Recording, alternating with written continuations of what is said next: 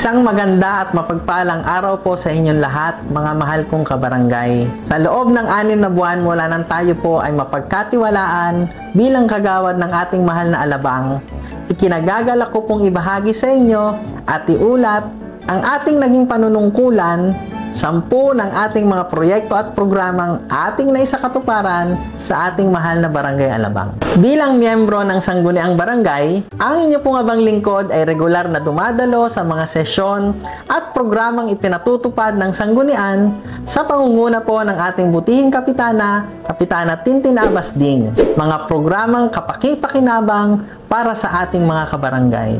At sa abot po ng ating makakaya, tayo po ay naglingkuran sa pamamagitan ng mga simpleng programang ating ipinarating sa ating mga kabarangay. Mga programang patungkol sa pangunahin at agarang serbisyo. Una po rito ay ang tuloy-tuloy na pagpapahiram natin ng lamesa, upuan at tent sa mga okasyon po ng kasiyahan tulad ng birthday, anniversary at pagtitipon po ng mga samahan. At gayon din po sa pagdating ng kalungkutan sa mga naulila, talakip po ng ating pagbibigay ng mga libreng gamit ay nagpapadala rin po tayo ng juice at higit sa lahat, kalakip din po ng serbisyong ito ang tulong pakikiramay sa pamamagitan ng libreng transportasyon na maghahatid sundo sa lahat po ng makikipaglibing at higit sa lahat sa pamilya ng mga naulila. Sa mga pagkakataon naman po ng sakuna, katulad po ng mga hindi inaasahan na sunog dito sa lugarin sa ating barangay, ay agaran po tayong tumugon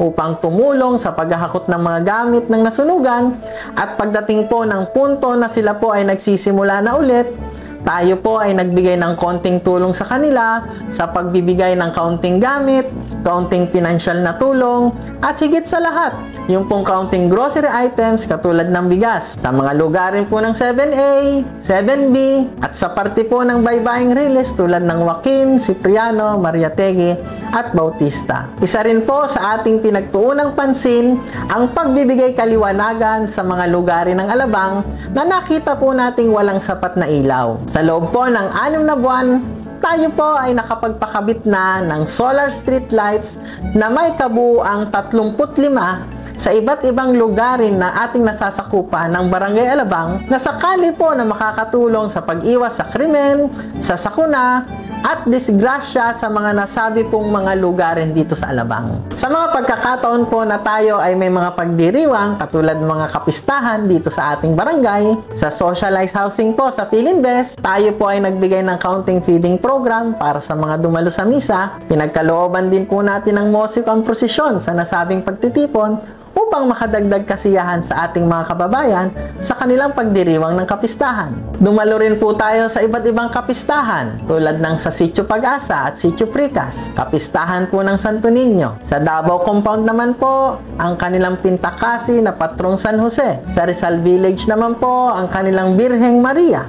At ang lahat po ng iyan ay dinaluhan po natin sa pamamagitan ng misa pasasalamat at tayo po ay nagbigay ng kaunting pagsasaluhan pagkatapos ng nasabing misa. Higit sa lahat, ang atin pong pagpapahalaga sa mga kabataan. Nandyan po ang ating pag-ikot sa pagbibigay ng free cinema pass. Ito po ay film showing para sa mga bata upang makapagbigay ng kasiyahan sa kanila. Kalakip rin po nito ang pagbibigay ng kaunting pagsasaluhan ng mga bata habang sila ay masayang nanonood ng mga pambatang pelikula. Nagkaroon rin tayo ng alay sa paslit na tayo po ay nagkaloob ng laruan, tayo po ay nagbigay ng feeding program tuwing dumadating ang Kapaskuhan at dumadating ang mga kapistahan. Higit sa lahat, hindi po natin maaaring malimutan ang ating mga mahal na senior citizen sa pamamagitan po ng pagbibigay ng kaunting kasiyahan katulad ng pamamasyal.